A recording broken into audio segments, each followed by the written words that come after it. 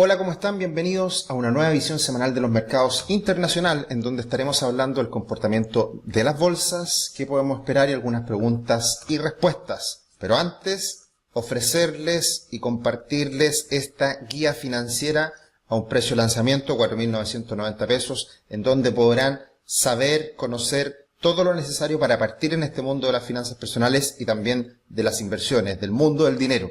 Así que para eso los invito a que se puedan inscribir y comprar este curso en el link que está más abajo. Un gran expositor como es Fernando Sleve, gerente de inversiones de Patrio. La última semana fue de recuperación. El Dow Jones sube un 0,3%, cuando el Standard & Poor's 500 sube un 1,5% y el Nasdaq más de un 3%. Una muy buena semana para las acciones tecnológicas.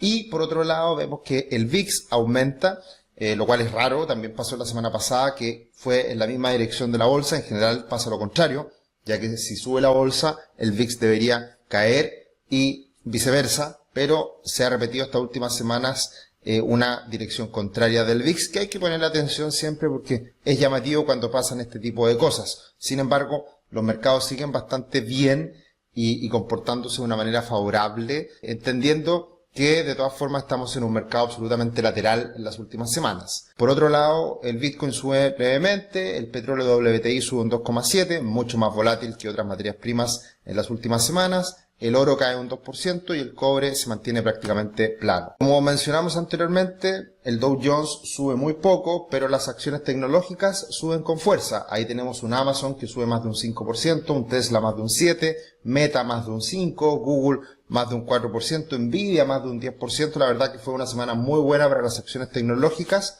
y no tan así para consumo defensivo, por ejemplo, que está mayoritariamente en rojo al costado derecho superior.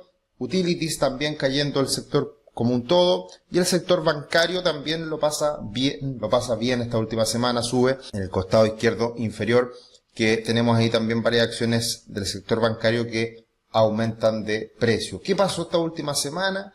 ¿Qué es lo que estamos mirando? La verdad que no hay muchas novedades, no hay muchos cambios. El principal foco de atención está puesto en el aumento del límite de la deuda de Estados Unidos, lo hablamos la semana pasada y ya lo he mencionado en otras ocasiones. Siempre es un debate político, siempre se lleva al extremo y finalmente se aprueba. Si es que no se aprueba el aumento del techo de la deuda, ¿qué es lo que pasa? Default de Estados Unidos. Y la verdad que es bien poco probable que eso ocurra. Ahora, cosas improbables siempre han pasado en bolsa, no hay que descartarlo en absoluto. Pero es una pelea política que suele ser tema recurrente en el último tiempo, porque además el aumento del techo de la deuda, o más bien el aumento de la deuda, ha crecido de manera impresionante en los últimos años. Precisamente el gran salto que se ha pegado, el aumento de la deuda de Estados Unidos, ha sido posterior a la crisis financiera, a la crisis subprime 2008-2009. En ese momento, cuando existía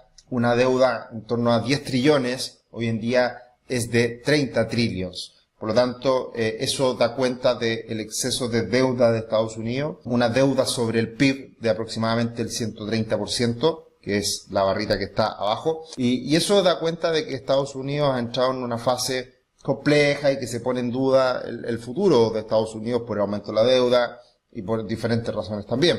Así que hay que tenerlo en cuenta, hay que mirarlo de cerca lo que está pasando esto, pero seguramente vamos a terminar en un acuerdo político. Se va a aumentar el techo de la deuda y hay que ver qué pasa de cara al futuro. ¿Se va a seguir endeudando Estados Unidos?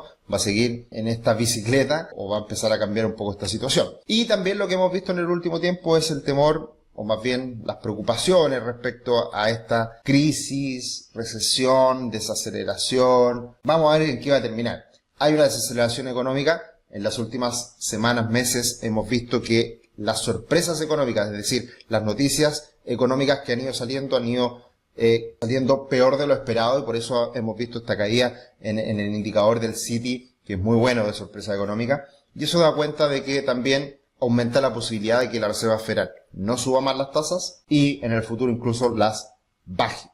Y también de esta forma se ha ido corrigiendo un poquito la situación de mercado, en que fue muy extraña el año pasado. Generalmente cuando la bolsa cae, los bonos suben y viceversa. Cuando la bolsa sube, los bonos caen. Y el año pasado todo cayó.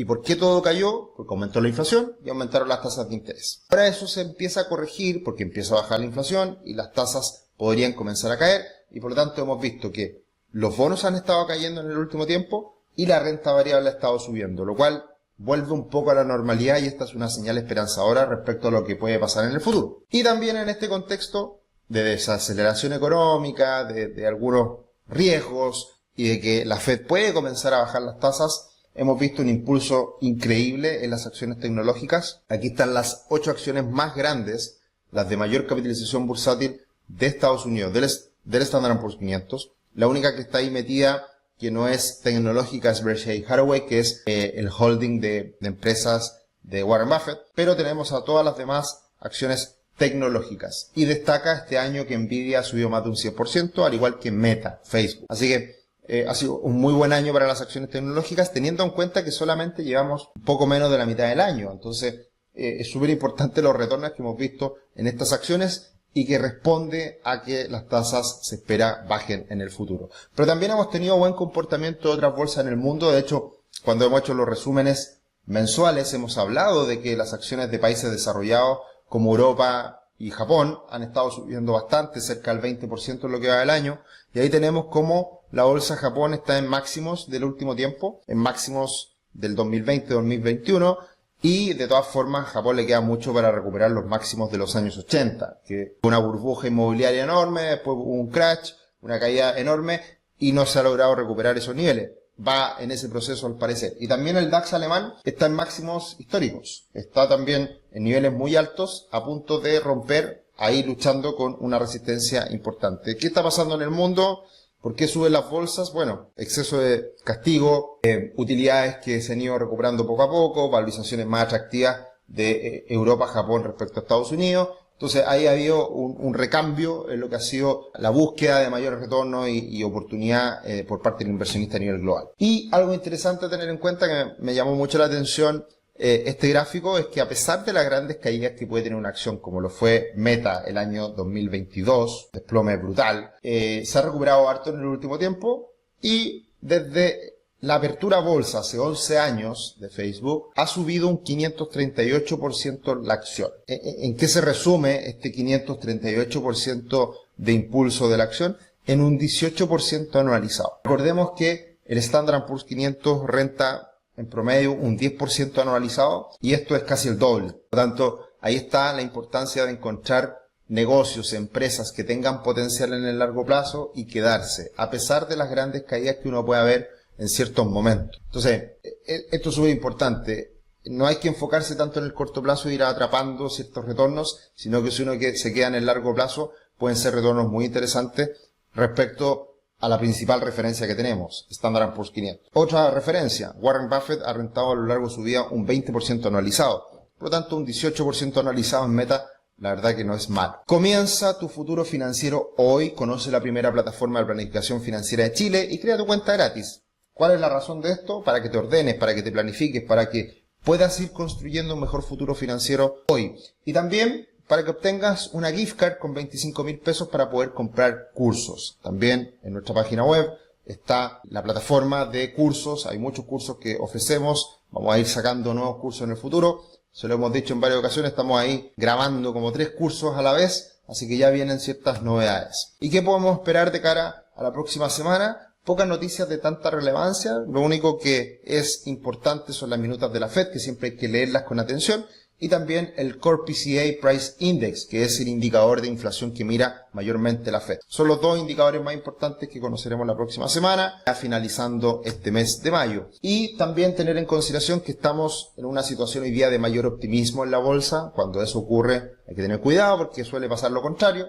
Lo hemos visto en muchas ocasiones este gráfico Fear and Greed. Así que ojo ahí. Ha subido la bolsa en las últimas semanas, ha estado más positivo y por lo tanto puede haber alguna reversión. ¿Y qué pasaría si hay recesión económica este año? ¿Qué es lo que nos dice Goldman Sachs? Es que las utilidades podrían caer un 10%. ¿Cuál es la media de caídas cuando hay recesiones? Un 13%. Así que es más o menos lo que muchos anticipan, que esta va a ser una recesión más moderada, más atenuada, más corta, y por lo tanto van a haber pérdidas en las utilidades, o más bien van a caer las utilidades de las empresas, pero en una proporción menor que en otras ocasiones. Y eso es lo que a mi modo de ver, me da optimismo y no me pone tan nervioso, porque era algo esperable, necesario y que no va a generar tanto dolor. Esa ha sido mi percepción en todo este tiempo hasta ahora. Y estadísticas, como siempre, que queremos compartir cuando no hay un nuevo mínimo, y ya han pasado 7 meses de que no hay ese nuevo mínimo de 52 semanas, la verdad que es poco probable que la bolsa caiga. De 14 ocasiones, solamente en 2 ha caído, el 2002 y el COVID, pero en las otras ha subido la bolsa cuando no han existido esos nuevos mínimos. Y eso, ¿qué es lo que nos presentan, qué es lo que nos muestra de cara a los próximos meses? A los 3 meses, a los 6 meses y a los 12 meses en promedio hay rentabilidades positivas. A 12 meses, a un año, rentabilidad del 12% y un poquito más. Así que todas las estadísticas que hemos ido compartiendo semana a semana son optimistas respecto a este año para la bolsa norteamericana. Y algunas preguntas y respuestas. Esta semana hicieron muchas preguntas, así que es genial. Sergio me dice, excelente análisis, Sergio, una pregunta, estimado. ¿Ves algún crash tipo 2008 por el problema bancario en Estados Unidos o otro problema? La verdad que no. Se actuó muy rápido en esta situación de estrés. Ya hemos visto las noticias, Silicon Valley Bank se aseguró los depósitos, JP Morgan compra, se me olvidó el nombre del otro banco que fue adquirido. Así que la verdad que ha sido contenida. Nunca los mercados están exentos de problemas, siempre hay riesgos, pero creo que en esta oportunidad se actuó bien. Y hay una gran herramienta para también controlar alguna situación de estrés adicional. Bajar las tasas de interés que están bastante elevadas. Así que eso también ha sido históricamente algo muy positivo para los mercados. No veo ese contagio que había en ese momento porque era otra la crisis. Ahora fue una crisis de liquidez, de sacar plata a los depositantes, pero la otra ocasión era que los fondos en que estaba invertido no había nada porque era todo el mundo subprime, eran de difícil pago. Entonces era una situación completamente diferente que se contagió rápido. David, consulta, a partir de las conclusiones que se esperan para los próximos 12 meses, ¿convendría más continuar aportando la cuenta 2 de la AFP o invertir directamente en Standard & Poor's 500 mediante ETF barato?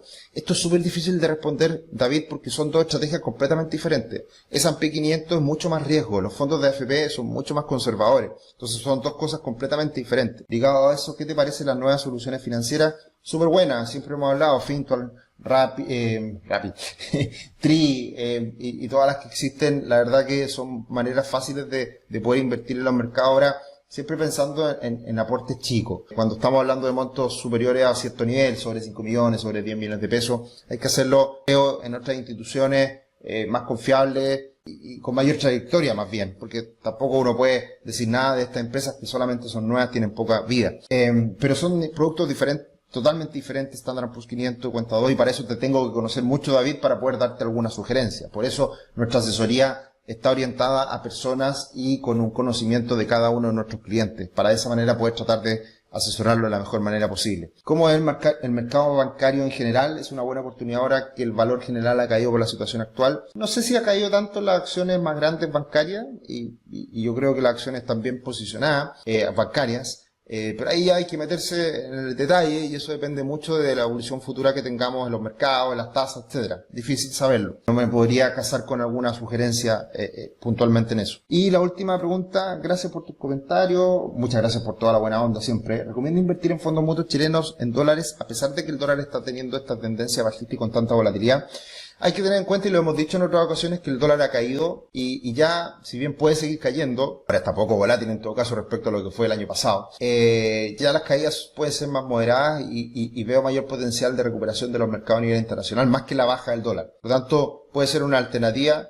Bueno, lo de Hacienda, la verdad que no lo controla, sino que solamente tiene que salir a vender dólares para financiar el gasto público. Ya que hago esta pregunta porque el Standard & Poor's 500 puede ir bien, pero un fondo mutuo genera pérdida con bajas tan agresivas del tipo de cambio. Mira lo siguiente y con esto termino. El dólar está en 800 pesos y puede caer a 750. Ya, que caiga a 700, caiga un 10%. Pero ¿cuánto puede subir la bolsa de cara a los próximos 12 meses, un año, 2 años? No lo sabemos, pero creo que puede ser bastante más que eso. Acá va la diversificación y hay hoy día muchas oportunidades en diferentes instrumentos, en renta fija, en bolsa internacional, bolsa nacional. La verdad que hoy día hay muchas oportunidades y hay que tratar de elegir lo mejor, teniendo en cuenta también qué tan importante para nosotros es el dólar en nuestra cartera de inversión. Eso ha sido súper importante en los últimos años y eso también hay que entenderlo muy bien de quién invierte. Muchas gracias por sus comentarios, muchas preguntas, genial, y bueno, nos encontramos en otro video como siempre. Un abrazo, que estén muy bien, chao, chao.